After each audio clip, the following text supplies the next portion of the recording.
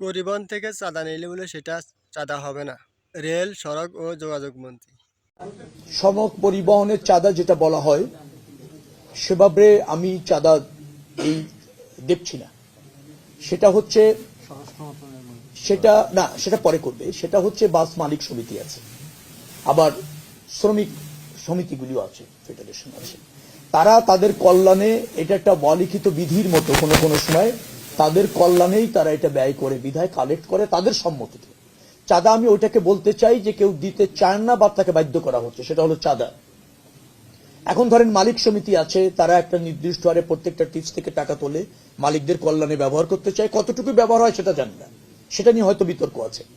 কিন্তু তারা এই সমঝোতার ভিত্তিতে, আবার শ্রমিক কল্যাণ ফেডারেশন এরকম অনেক সংস্থা ওরা আছে, তো তারা এটা সমঝোতার ভিত্তিতে এরকম ভাবে করে।